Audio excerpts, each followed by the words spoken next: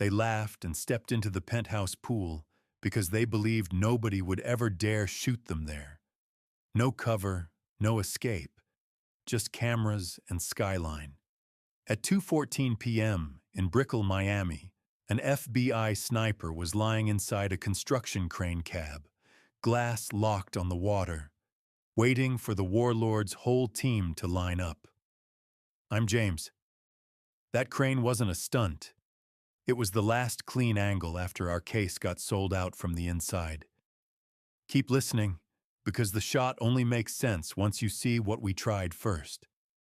September 23rd, 2019, Paterson, New Jersey. A gray cargo van backed into the alley behind a wholesale grocery on Straight Street.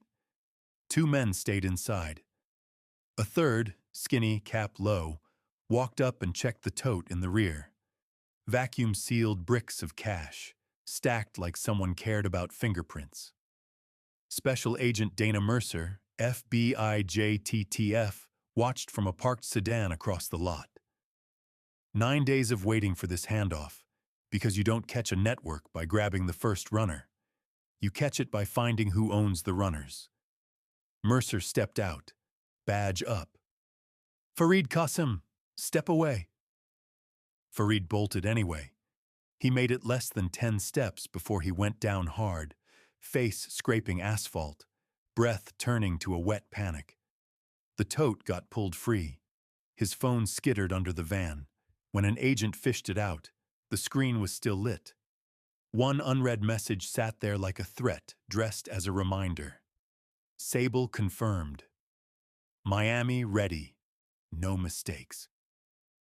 In the interview room, Fareed tried to play dumb until Mercer slid a grainy airport still across the table. Fareed at baggage claim, and behind him a man in sunglasses and linen. Calm, expensive, watching. Fareed's voice dropped. If I talk, they'll punish my mother. Mercer didn't comfort him. She didn't need to. Tell me who they are. He stared at the tabletop and whispered, the men who don't raise their voices. Priya Nair, the analyst on the case, cracked Fareed's burners fast enough it felt unfair. Short calls, always under a minute. Cash routes through clean-looking LLCs. A repeating word in the metadata of a shared file, Sable. That afternoon, another piece walked in on its own, because fear finally outweighed loyalty. His name was Samir Haddad. Mid-30s, careful posture, eyes that kept checking reflections. He refused the field office and chose a public diner off Route 3, bright lights, too many witnesses. I'm not brave, he said the moment Mercer sat down. I'm late. Samir worked the edges of the network. Car rentals, bag moves, translation. The jobs nobody wants to admit are part of the machine until the machine starts eating people. He didn't give a heroic speech. He showed Mercer his forearm, a narrow, raw ring of skin. One of his contractors did that, Samir said. Zip tie. Kept tightening until my hand went numb. Then he smiled and told me, if you can't carry orders, you can carry pain. Priya asked, who is he? Samir swallowed. They call him Khalid, sometimes the Sheikh. He's not loud, he doesn't threaten, he demonstrates, so everyone learns without him repeating himself. Mercer kept her voice flat. Where is Khalid now? Samir's jaw worked like he was chewing glass. He's not staying in Jersey. He moved south under a clean name. They're calling the place Sable, and there's a deadline. A deadline for what? Mercer asked. Samir looked past her shoulder at the front window, like the answer was waiting outside. For a message, he said, and for leaving. Back at the office, Priya's screen filled with one location repeating like a heartbeat. Cell pings from Fareed's contact chain, clustering around a single slice of Miami. One more hit landed right after. A penthouse lease under the name Nabil Karim, paid 6 months in advance, attached to a tower with a rooftop pool and an active construction site next door. Priya zoomed in on the property photo and said, almost to herself, "If he's filming anything up there, he'll want the skyline." Brickell. 2 days later, we were in Miami because the money trail did not end in New Jersey. It just got cleaner. The checks came from a Shell LLC registered in Delaware. The rent was paid 6 months ahead, and the name on the lease was so boring it almost hurt to read. Nabil Karim. If you only looked at paperwork, you would think he sold medical supplies and liked ocean views. Mercer did not look at paperwork alone. She looked at patterns. The tower sat in Brickell, glass and steel, valet line out front, a lobby that smelled like citrus and expensive silence. The rooftop pool was the kind of place people posted when they wanted strangers to envy them. Khalid chose it because it looked normal from far away. We built the case the way you always have to.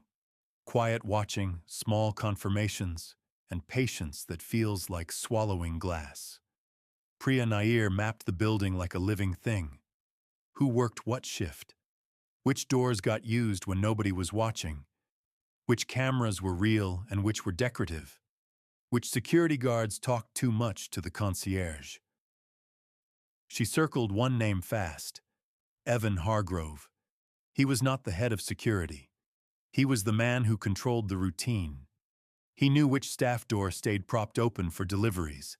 He knew which service elevator stuck for 10 seconds between floors. He knew who hated their job enough to do a favor for cash. Mercer sent an agent into the building as a harmless worker, a pest control tech with a real uniform and a fake work order. The agent lasted 12 minutes before Hargrove appeared like he smelled the lie. Hargrove did not threaten. He smiled and stood too close, close enough to see pores and sweat. Then he tapped the work order with one finger and said, friendly as a neighbor, "You should take this back to whoever printed it. The font is wrong." The agent walked out without arguing. In the surveillance van, Rivas listened and did not react. He just said, "He is a gate, and he knows it." That afternoon, Khalid finally showed himself, not in a dramatic way, not with a convoy. He came down to the lobby alone, sunglasses on, phone in hand, moving with the slow confidence of a man who expects everyone else to adjust. 2 contractors followed at distance, spaced like they were strangers, but their eyes never stopped working. Khalid crossed to the valet stand. He said something short. The valet nodded too fast. A black SUV rolled up immediately, like it had been waiting in a hidden pocket. This is where the first real mistake almost happened. One of our cars was parked a little too clean, too still, too patient. One of Khalid's men glanced at it, then glanced again. He did not stare. He did not point. He simply turned his head a fraction and looked at the reflection of the car in the lobby glass, checking for faces. The driver in our car kept his eyes forward and did not blink. The smallest movement would have been enough. Khalid got into the SUV and left. No tail. Mercer refused to burn the case for a drive that only fed his paranoia. Instead, she pivoted. She hit the network around him.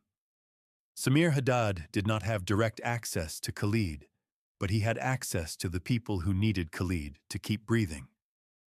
Samir was the kind of source who could tell you which door was used and which lie was popular that week. He was also breaking down fast. The next time Mercer met him, it was in a parking lot behind a pharmacy near Little Havana. Public enough to feel safe, quiet enough to be dangerous. Samir climbed into the back seat of the Bureau SUV and sat with his hands flat on his knees, like he was trying not to shake. He told Mercer Khalid was not just hiding. He was preparing a message, a video. something meant to trigger loyalty and fear at the same time. Khalid wanted the Miami skyline behind him, the pool in frame, the sense of luxury as proof of victory. Then Samir said something that changed the urgency. He is leaving by sunset. Not later, not tomorrow. Today. Mercer asked why. Samir swallowed and looked down at his own shoes. Because he thinks you are close. He thinks someone in the building is feeding him. He is cleaning the room before he disappears. When Mercer asked who was feeding him, Samir did not name Hargrove. He did not need to. He simply said, "The man who controls the doors." That same evening, Priya got a hit on a storage unit near the airport. The unit was rented under a name tied to the same Delaware LLC that paid the Penthouse lease. Cameras outside the facility showed a familiar black SUV arriving late. No headlights until the last second. Two men went in with long, hard cases and came out empty-handed. Rivas watched the footage twice. He did not like long cases. Long cases meant a plan that did not involve talking. Mercer requested the arrest package anyway. She wanted the legal door open for whatever the day demanded. The goal was still capture. Still breathing, still answers. They planned a quiet approach through the building's service spine. Kitchen corridor, maintenance access, a short choke point where Khalid could be isolated before he reached the roof. Then the building pushed back. Mid-morning on the day of the operation, one of our surveillance cars got a parking warning placed under its wiper. Not by police, by building security. A petty gesture that said, "We see you." An hour later, the lobby camera feed glitched for exactly 30 seconds, then came back, too clean to be a technical failure. And then the final sign? Hargrove made a call, short and encrypted, and within minutes the service elevator stopped responding to staff keycards. No sign, no announcement, just dead access. In the van, Priya said, "He cut the building in half."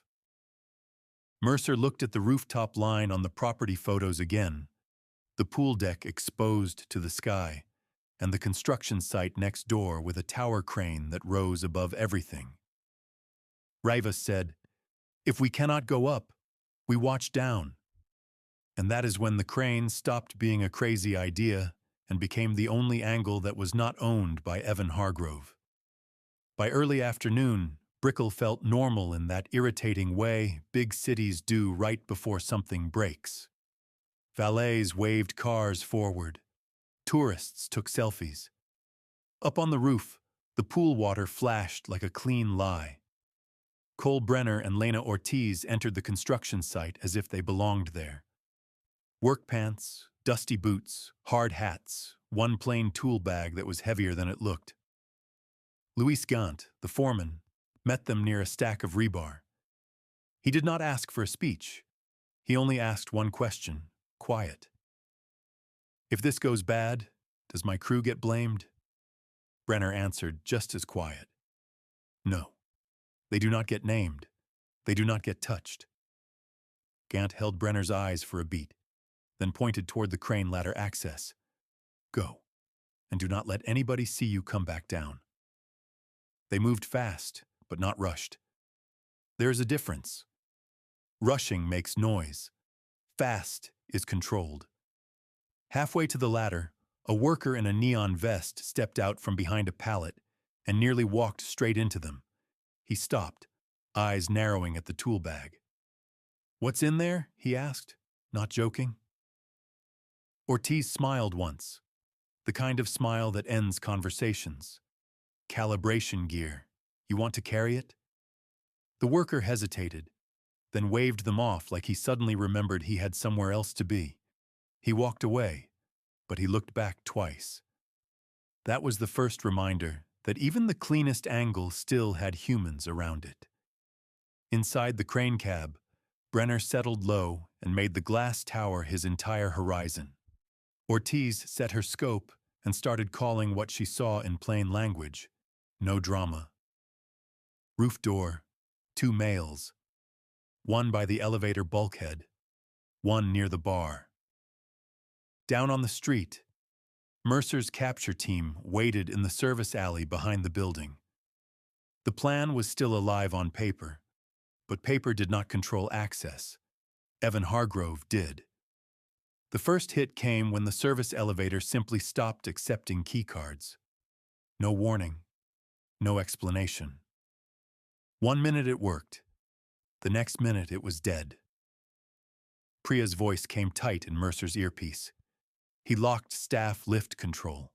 That is him. Mercer did not flinch. She shifted her team toward the stairwell entrance they had identified as the backup route, a narrow door behind a trash compactor that smelled like bleach and old food. The door should have opened with their credentials. It did not. Rivas pulled once. Hard. The metal did not give. He leaned closer and saw the cheap padlock threaded through the handle like someone had done it in under 10 seconds. Not a building lock. Not a maintenance lock. A message. "They're waiting," Rivas said. Then, like the building wanted to prove him right, the fire alarm began to howl. Not everywhere at once. One section, floors below the penthouse, controlled chaos. In the lobby, people started moving toward exits, some fast, some annoyed. Building security stepped into the flow, directing it with calm hands while their eyes kept tracking the wrong places. Hargrove was playing traffic cop while he flushed the hallways. On the roof, Khalid Al-Rahman stepped out as if he had all the time in the world. Linen shirt open at the throat, sunglasses, a gold chain that caught the sun. He looked at the skyline, then at the camera rig his men had set up, and gave a small nod like a director approving a frame. One of his contractors dragged a young building worker onto the deck by the collar. The kid's shoes scraped stone. His hands were up, palms open, trying not to look like a threat. He was shaking so hard his knees looked loose. Khalid did not shout. He did not need to. He took the kid's employee badge off his shirt and held it up between 2 fingers like it was dirty. Then he dropped it into the pool.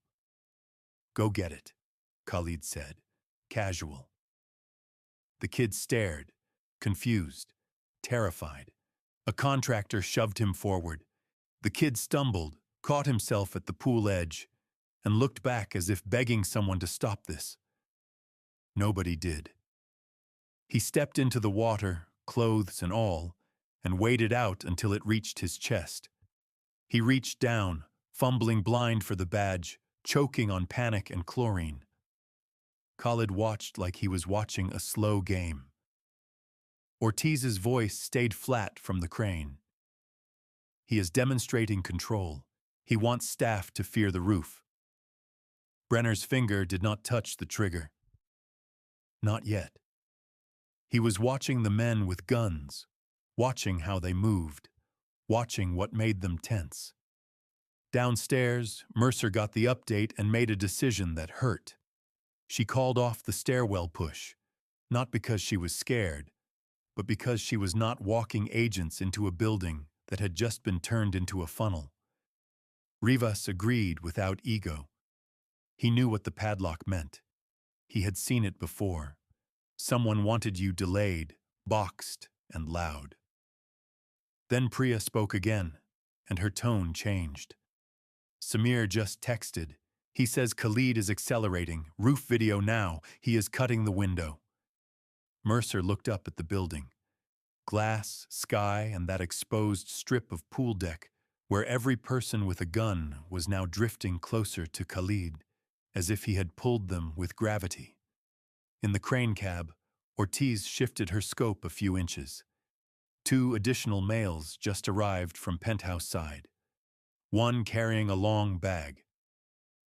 Brenner felt the air tighten.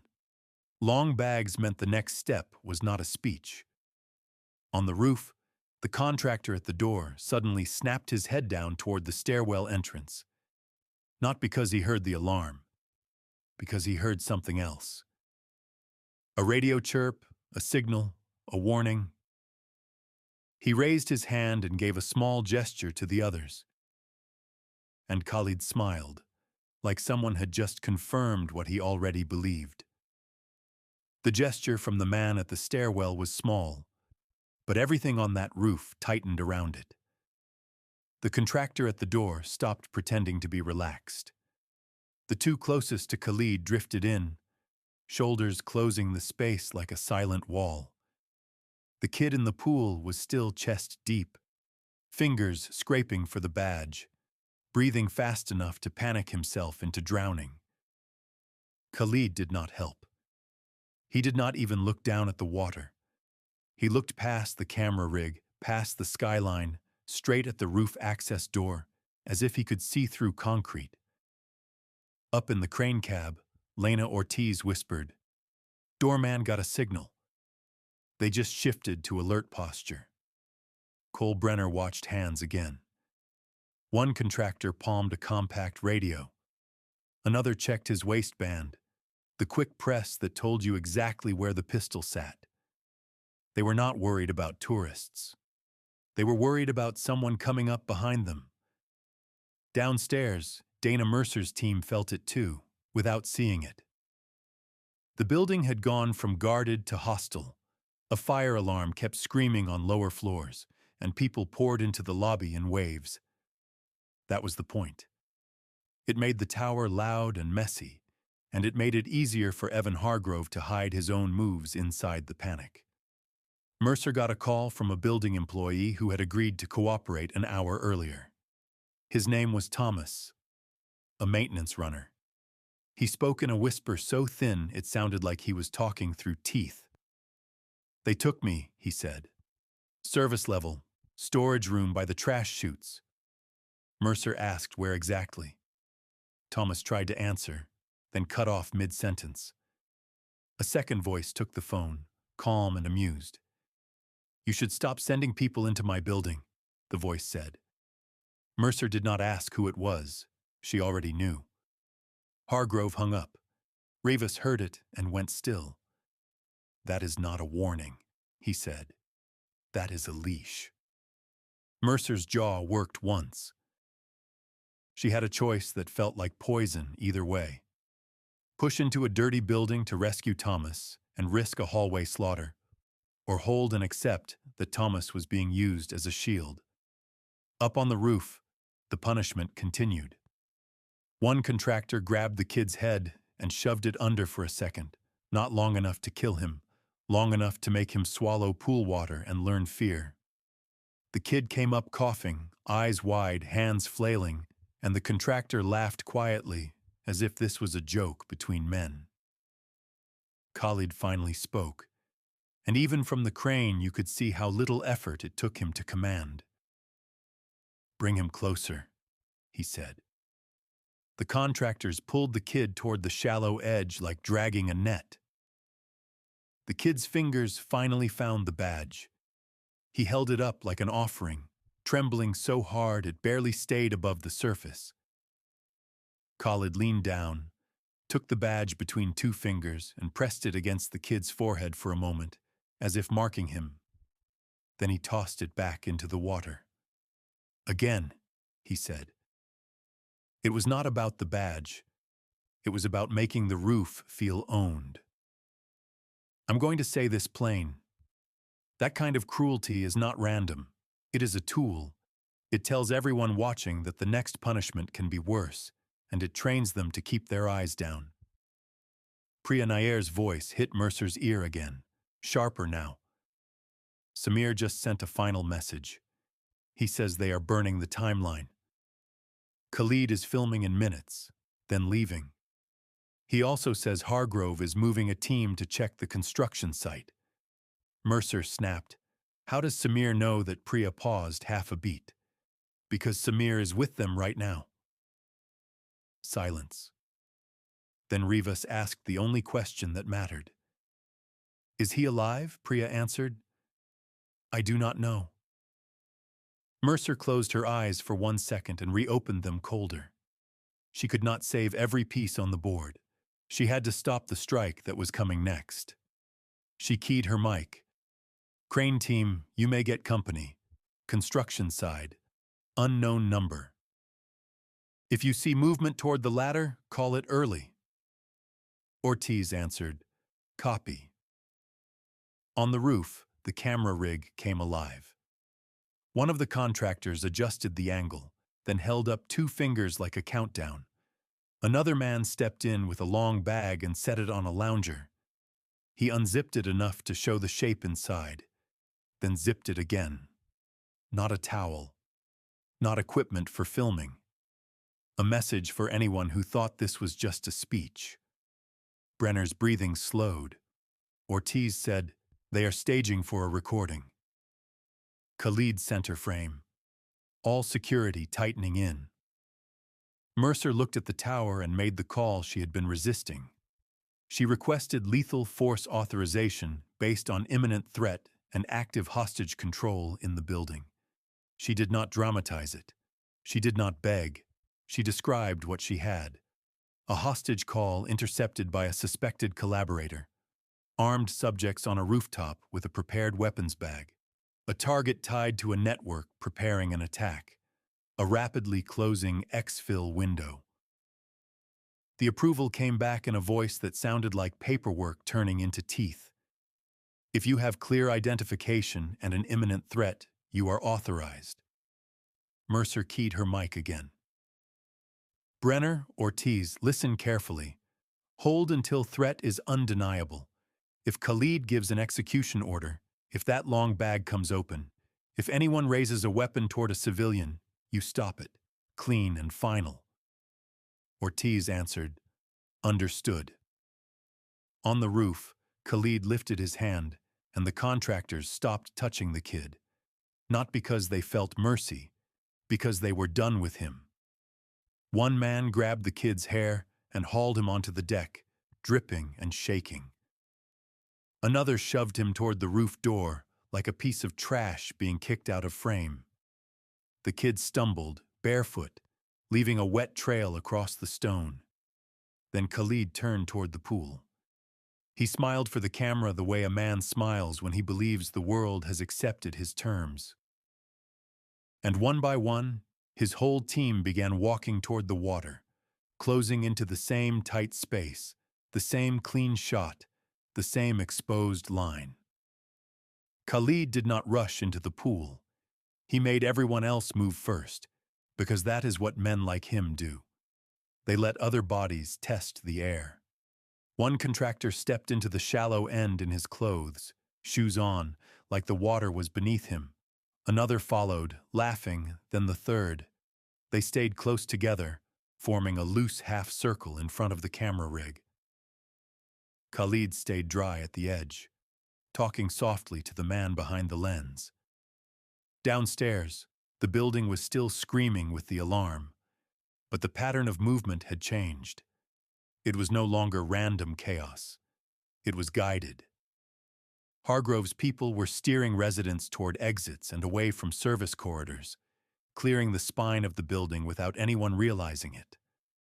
Mercer felt it in her bones. The tower was being shaped around them. Priya came through the earpiece again, low and urgent. They just pulled Thomas out of the storage room, moving him up. Service stairs, not the elevator.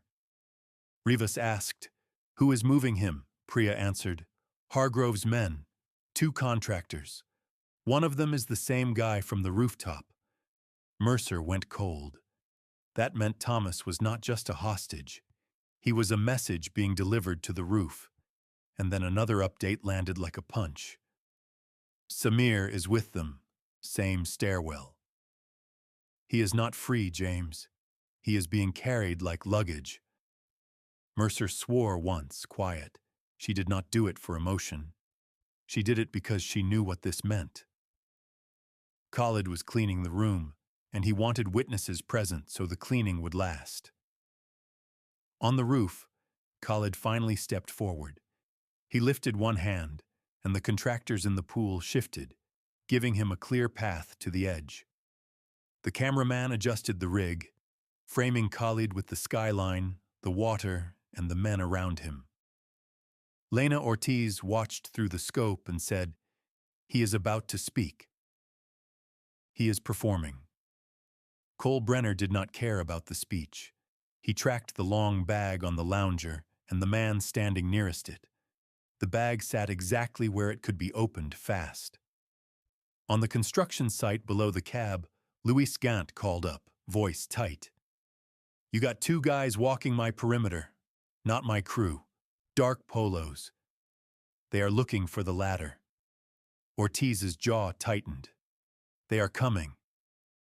Mercer heard that over comms and moved instantly. She pulled a small element off the building perimeter. Not enough to weaken the main effort, just enough to cover the crane base without drawing attention. "Do not light it up," she told them. "No sirens, no big moves. If they see you, they run.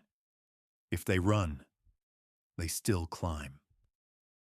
In the stairwell, Hargrove's team reached the penthouse level. A building camera caught a clean, sick little moment. Hargrove held the stairwell door while Thomas stumbled through, wrists bound with plastic ties so tight his hands had turned pale. Samir was right behind him, face bruised, one side of his shirt collar ripped. A contractor kept a hand on the back of Samir's neck, steering him like an animal. They did not drag them to a room. They marched them past it, toward the private elevator bank that led to the roof. Hargrove leaned into Thomas and said something too quiet for audio. Then he smiled, like he was enjoying how helpless the building felt. Mercer watched the feed for half a second and then cut it off. She did not want her team staring at pain and freezing. She wanted them moving. Rivas spoke in that flat HRT tone that means the emotion is locked away so the job can happen. "If they bring hostages onto the roof, they are forcing our hand." Mercer answered, "I know." On the roof, the kid who had been used in the pool was pushed through the door and disappeared. Khalid did not care if he lived. He only cared that everyone who worked in that tower understood the roof was his. Then the roof door opened again. Two contractors stepped out first, scanning. Then Thomas was shoved through, stumbling on wet stone, wrists bound, face slick with sweat. Samir followed, barely upright. A contractor kept him close, muzzle pressed into his back under the torn shirt collar, so nobody on the roof could miss what was happening. Khalid turned away from the camera rig and walked toward them, slow, almost gentle. He took Thomas's chin between two fingers and tilted his face up, inspecting him like a purchase. "You were going to help them," Khalid said, calm. Not a question. Thomas tried to speak. His mouth opened and nothing came out. Khalid looked at Samir next. Samir's eyes flicked just once toward the skyline, toward anywhere that was not Khalid's face. Khalid smiled. "I told you not to be late," he said. The contractor behind Samir tightened his grip until Samir's knees dipped. Samir made a sound that was more breath than voice. Ortiz whispered from the crane, "Hostages on roof, confirmed." Mercer's authorization was already in place, but this was the moment the case stopped pretending it was still an arrest. Khalid had just put civilians into the frame. Rivas said, "He is going to execute one of them on camera. That is the performance." Khalid turned back to the pool and said something to the man at the long bag. The man nodded and started unzipping it. Brenner's breathing slowed down to nothing. Ortiz's voice dropped to a knife edge. "Long bag opening. Weapon coming out." Khalid stepped closer to Thomas, leaned in like he was about to whisper mercy, then spoke loud enough for the camera to catch it. "Show them what happens to helpers," he said. The contractor behind Thomas raised his arm, pistol coming up toward the side of Thomas's head. In the crane cab, Brenner finally moved his finger onto the trigger. The pistol rose toward Thomas's head like it was the most normal thing on the roof. Khalid stayed close enough to the camera that his face would be in the frame when it happened. Cole Brenner did not wait for the shot.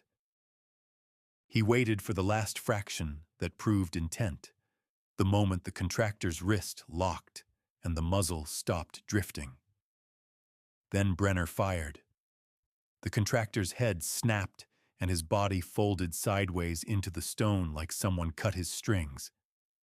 The pistol hit the deck and skidded, ringing once as it bounced off the pool lip.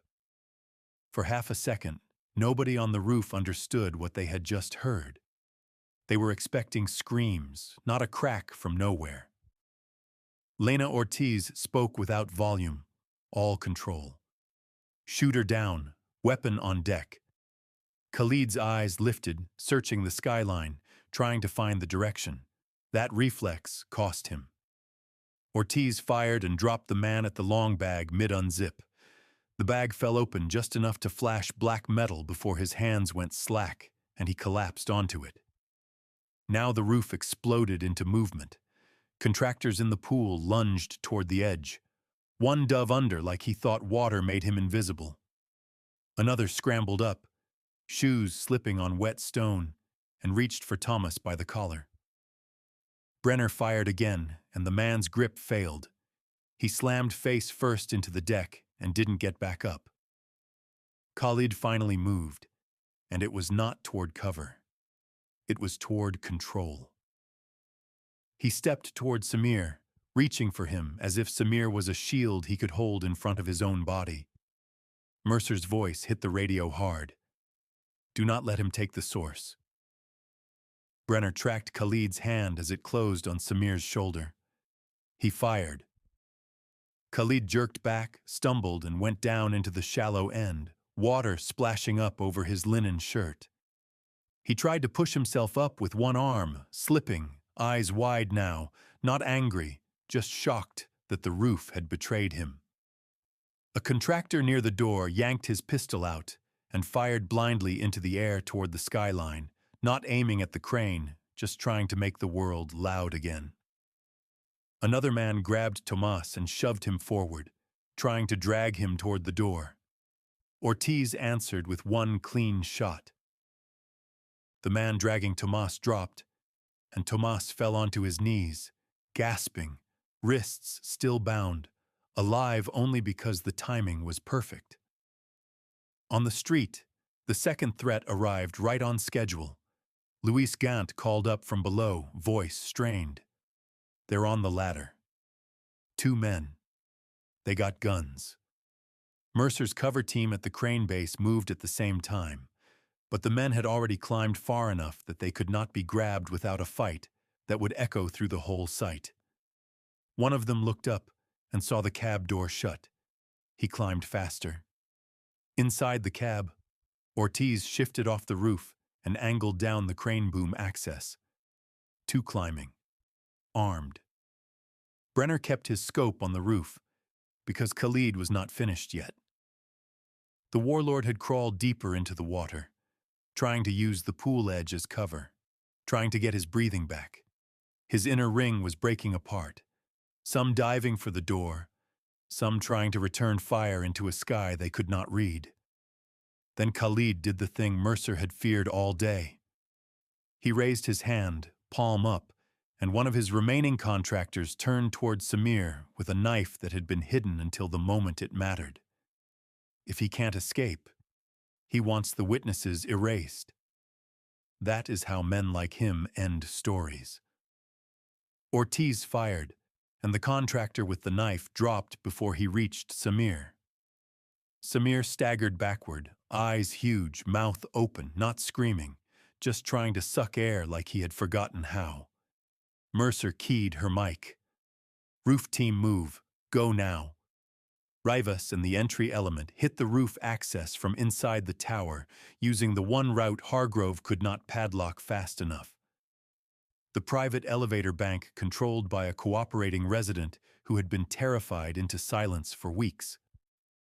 Doors opened, boots hit stone, and suddenly Khalid's men were facing rifles at close range from the direction they never expected. One contractor in the pool tried to surge up and rush the entry team. He got cut down in the water, body going limp, ripples spreading out around him like a quiet stain.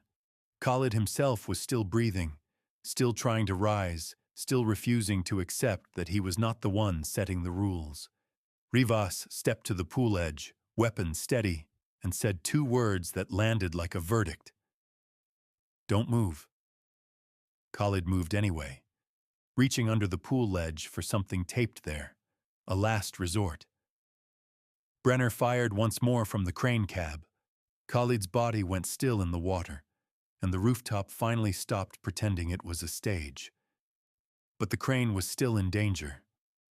The two armed men were climbing, close enough now that Ortiz could hear the metal ladder vibrate from their weight.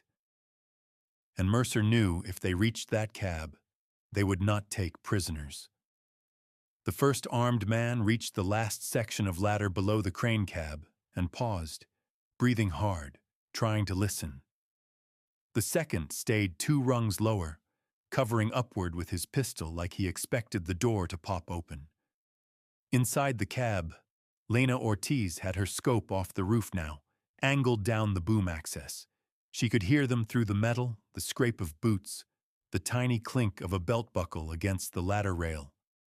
Close enough that if they got hands on the door, it would turn into a fight in a space the size of a closet. Cole Brenner kept his rifle on the roof for 1 more second, because the roof still mattered. If anyone on that deck got a clean angle on the cab, the crane became a coffin. He scanned for the last contractor, the one who had fired into the sky earlier. The man was gone, vanished through the roof door. Brenner said, low, "They are pulling back inside. Roof is being cleared." Ortiz answered, "Then we survive the climb." Down at the crane base, Mercer's cover element moved without running. 2 agents in work vests stepped into the ladder corridor, as if they were just there to do a safety check. One of them carried a coil of rope. The other had his hands empty, which is how you get close to men who think they are about to win. The higher climber leaned out to look down and saw them. His face tightened, and he lifted his pistol. The agent with empty hands snapped his badge out, fast, right in the man's line of sight. "FBI, drop it." The climber fired anyway. The shot punched into the crane metal and rang like a bell through the whole structure. Ortiz flinched, not from fear, but from the vibration traveling up into her teeth. The cover agents returned fire from below, controlled and tight, and the climber's gun hand jerked. He lost a rung, caught himself, then lost it again. He fell hard, crashing into the ladder cage and slamming down out of sight. The second climber froze, trapped between going up and going down, his breath loud now, panicked. He looked down, saw his partner collapsed, and made the only choice left. He tried to climb faster. Ortiz did not open the cab door. She did not shout. She simply shifted her rifle to the ladder line and fired once through the glass. The second climber went limp and sagged against the rails, the pistol slipping from his hand and tumbling to the ground far below. Silence returned in a thin, shaky layer. Ortiz let out one slow breath. Brenner's voice stayed flat, professional. Crane threat neutralized. On the roof, Mark Rivas and the entry element finished clearing. Contractors who could still move were in cuffs. The ones who could not move were not moving. Tomas was on his knees by the roof door, wrists still bound, coughing up pool water and panic. An agent cut the ties and guided him inside without letting him look back at the pool. Samir Haddad sat against a wall near the elevator bulkhead, hands shaking so hard he could not hold a cup of water without spilling. He did not cry. He just stared at the deck like he was trying to confirm it was real. Dana Mercer arrived a minute later, stepped onto the roof, and looked at Khalid in the water. The linen shirt floated around him like a surrender flag. Rivas walked up beside her. "You got what you needed," he said. Mercer nodded once, but her eyes were not on the pool anymore. They were on the phone pulled from Evan Hargrove's pocket downstairs, because Hargrove did not run when the shots happened. He did not try to play dumb. He did not even look surprised. He just kept calling the same number over and over, like a man trying to report that his investment had collapsed. Priya Nair had been waiting for that. She had the number already flagged and a team staged on the other end. Not at the tower. At a waterfront office suite in Coral Gables, owned by a private security consultancy that looked legitimate from the street and poisonous from the inside. The man inside was not a warlord. He was worse in a quieter way. American passport, clean haircut, a resume full of defense contractor language. His name was Grant Helms. Grant Helms did not move money with duffel bags. He moved it with invoices, contracts, and charitable fronts. He was the one who built Khalid's legal skin in the United States. He was the one who bought Evan Hargrove's access and used building staff like disposable parts. He was the bridge that made a warlord look like a man with a normal lease. When Helms answered Hargrove's call, the FBI was already at his door. They let him speak just long enough to confirm he knew Khalid was on that roof. Then they came in. Mercer got the confirmation in her earpiece while she stood beside the pool. Helms in custody, devices seized, Hargrove done. That was the point of the roof. The crane shot ended Khalid, but the trap closed on the man who made Khalid possible in the first place. Later, when Samir could finally speak without his voice breaking, he said one sentence that stuck with Mercer more than the gunfire. "He told me America was the safest hiding place," Samir whispered. "Because nobody believes monsters can rent a penthouse." If you want more cases like this, subscribe, hit like, and tell me in the comments one thing. Do you think Evan Hargrove knew exactly who Khalid was? Or did he only care about the money?